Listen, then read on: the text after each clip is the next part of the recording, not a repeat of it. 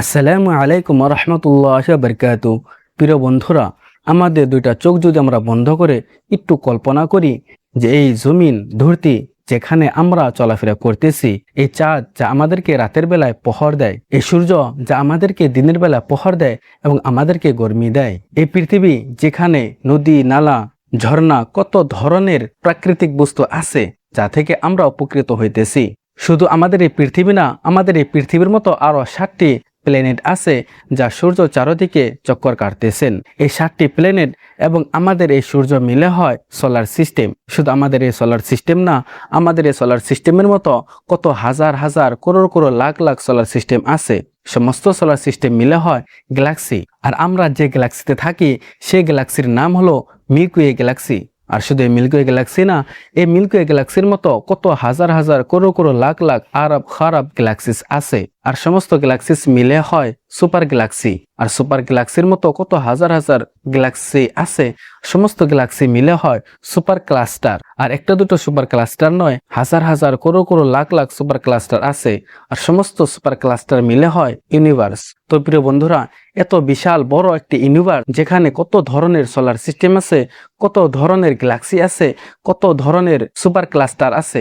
আর এত বড় ইউনিভার্সের ভিতরে আমাদের এই পৃথিবীটা শুধু একটা ধুলার কণার মতো। আর এই পৃথিবীতে আমরা আছি। আমরা যদি একটু কল্পনা করি এত বড় ইউনিভার্স কিভাবে বনলো, এটা কি শুধু একটা মহজ ইত্তেফাক যে এমনি এমনি বনে গেছে, না এর পিছনে কোনো রহস্য আছে, না কেউ বানানেওয়ালা আছে? তো প্রিয় বন্ধুরা, আজকের ভিডিওতে আমরা এটাই আলোচনা করব কোরআন এবং সায়েন্স নিয়ে, যে সায়েন্স এর ব্যাপারে কি বলে এবং কোরআন এটার ব্যাপারে কি বলে। আমরা যদি প্রথমে সায়েন্স দেখি যে এত বড় একটা বিশাল ইউনিভার্সের ব্যাপারে সায়েন্স কি বলে, তাহলে সায়েন্স এটাই বলে যে এত বড় একটা ইউনিভার্স 13.8 বিলিয়ন বছর পুরানো। এই পুরা ইউনিভার্সটা আজ থেকে 13.8 বিলিয়ন সাল পুরানা। আর আমরা যদি এটা দেখি যে এত বড় বিশাল একটা ইউনিভার্স কিভাবে বনলো, তাহলে সায়েন্স এটা বলবে যে বিগ ব্যাং এর দ্বারাই এত বড় একটা ইউনিভার্স বনেছেন। বিগ ব্যাং মূলত সেই কারণকে বলা হয় যার দ্বারা এত বড় একটা ইউনিভার্স বনেছে। প্রিয় বন্ধুরা, সায়েন্স বলেন যে এত বড় একটা ইউনিভার্স প্রথমে শুধু একটা ধূলির কণার মতো ছিল, আর তারপরে বিশাল বড় একটা ধামাকা হয় যার দ্বারা আমাদের মতো হাজার হাজার সোলার সিস্টেম, সূর্য, তারা, নক্ষত্র, গ্যালাক্সি, ক্লাস্টার, ইউনিভার্স সমস্ত বস্তু লাহে লাহে বনেছেন। এখন যদি আমরা কোরআনে কারিমে দেখি, তাহলে কোরআনে কারিম সূরা আম্বিয়া আয়াত নম্বর 30-এ আল্লাহ তাআলা বলেন, আওয়ালাম ইয়ারাল্লাযীনা কাফারু আন্নাস সামাওয়াতি ওয়াল আরদা কানাতা রাতকা ফাফাতাকনাহুমা। যার অর্থ হলো যে কাফিররা কি দেখে না এই আসমান জমিন প্রথমে একসঙ্গে ছিল, তারপর আমি এদেরকে আলাদা করে দিয়েছি। তো প্রিয় বন্ধুরা, আমরা যদি এখানে একটু লক্ষ্য করি, তাহলে আজকের এই মডার্ন সায়েন্স যা টেকনোলজিতে এত বেশি উন্নত করেছেন, তারা যে কথাটা বলতেছেন ঠিক একই কথা আজ থেকে 1400 বছর আগে, যখন সায়েন্সের কোনো নামও নিশান ছিল না, যখন পড়ার কোনো গুরুত্ব ছিল না, যেখানে সায়েন্টিস্ট নামক কোনো বস্তুই ছিল না। আর সেই সময় এই কোরআনে কারিম যে কথাটা বলেছেন ঠিক একই কথা আজ এই মডার্ন সায়েন্স বলতেছেন। তাহলে আমরা যদি একটু লক্ষ্য করি, তাহলে এই কোরআন কারিমটা কোনো সাধারণ কিতাব না। আর এই কোরআনে কারিম মানুষের লেখা কোনো কিতাব না। যদি মানুষের লেখা কোনো কিতাব হইতো, তাহলে এটা কোনোদিনও সম্ভব হতো না যে আজ থেকে 1400 বছর আগে এই বিশাল বড় ইউনিভার্স কিভাবে বনলো সেটা বলে দিবেন। আর আজ এই মডার্ন সায়েন্স সেটাকে প্রমাণ করবেন। প্রিয় বন্ধুরা, আমরা যদি আরেকটু গহরাইত যাই দেখি যে এই পৃথিবীতে এত ধরনের জানদার বস্তু কোথা থেকে আসলো। আমরা মানুষ, গরু, বেড়া, বরকি যত ধরনের জানদার বস্তু আছে, মানে যার ভিতরে জান আছে, এগুলো বস্তু কোথা থেকে আসলো? তাহলে সায়েন্স এই কথাই বলবে যে এই সমস্ত বস্তু পানি থেকে জন্ম নিয়েছেন।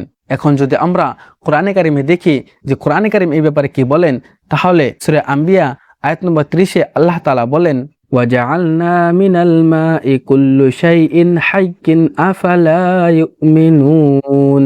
যার অর্থ হলো যে আমি সমস্ত ধরনের জানদার বস্তু পানি থেকে বানিয়েছি, এখন কি তোমরা ঈমান আনবা না? তাহলে একটু লক্ষ্য করুন যে কোরআন কারীম 1400 বছর আগে যে কথাটা বলে দিয়েছেন ঠিক একই কথা আজ এই মডার্ন সায়েন্স সেটাকে প্রুফ করতেছেন, প্রমাণ দিতেছেন। তাহলে আমরা এটা বুঝতে পারতেছি যে কোরআন সায়েন্সের বিপরীত না, বরং সায়েন্স কোরআনের নকশা কদমে চলে। কোরআন যে রাস্তা দেখিয়েছেন ঠিক একই রাস্তায় সায়েন্স চলতেছে। প্রিয় বন্ধুরা, আমরা যদি এখনো এটাই ভাবতেছি যে বিশাল ইউনিভার্স আপনি আপনি বনে গেছেন, এমনি এমনি বনছেন, তাহলে আরেকটি উদাহরণ দিয়ে বোঝার চেষ্টা করুন যে আমাদের এই সূর্য যা আমাদেরকে দিনের বেলা প্রহর দেয়, যে আমাদেরকে গরমি দেয়। এই সূর্য একটা গ্যাসেস বাল্ব, যেখানে হর সেকেন্ডে নিউক্লিয়ার ফিশন হয়, যার দ্বারাই এই সূর্য আমাদেরকে গরমি দেয়। এই সূর্যটা যদি আমাদের পৃথিবী থেকে কিঞ্চিত পরিমাণ দূরে থাকতো, তাহলে এই পৃথিবীটা একটা বরফের গোলা বনে যেত, এই পৃথিবীতে কোনো জানদার বস্তু থাকতো না।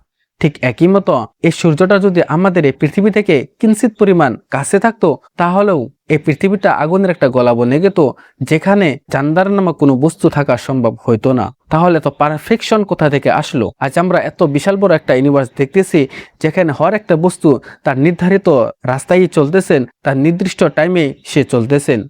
এত পারফেকশন কোথা থেকে আসলো? এত বিশাল বড় একটা ইউনিভার্স যদি আপনি বনেছেন, এমনি বনেছেন, তাহলে এত পারফেকশন হওয়ার তো কথা ছিল না। আর কোনো বস্তু এমনি এত পারফেকশন হওয়া সম্ভব হয় না। তাহলে আমরা এটাই বুঝতে পারতেছি যে এর পিছনে কোনো রহস্য আছে, এর পিছনে কোনো বানানেওয়ালা আছে। প্রিয় বন্ধুরা, আমরা যদি একটু লক্ষ্য করি, আমাদের এই পৃথিবী এই বিশাল ইউনিভার্সের সামনে কিচ্ছু না। আমাদের পৃথিবী এই বিশাল ইউনিভার্সের সামনে শুধু একটি বালুর কণার মতো। আর এই পৃথিবীতে আমরা আছি। আর এখন যদি আমরা এই পুরা পৃথিবীর যত সায়েন্টিস্ট আছে, সমস্ত সায়েন্টিস্টকে একত্রিত করে প্রশ্ন করি, আমরা যে পৃথিবীতে এসেছি কেন আসলাম, বা আমরা যে পৃথিবীতে আছি কেন আছি, বা কোথা থেকে আসলাম, তাহলে পুরা পৃথিবীর যত ধরনের সায়েন্টিস্ট আছে, কোনো সায়েন্টিস্টে এই প্রশ্নের উত্তর দিতে পারবে না। কিন্তু আমরা যদি কোরআনে কারিমে দেখি, তাহলে কোরআনে কারিম এই প্রশ্নের উত্তর অতি সহজে দিতেছেন। সূরা আয-যারিয়াতে আল্লাহ তাআলা বলতেছেন, ওয়ামা খালাকতুল জিন্না ওয়াল ইনসা ইল্লা লিয়াবুদুন, যার অর্থ হলো যে আমি মানুষ জাতিকে এবং জিন্নাত জাতিকে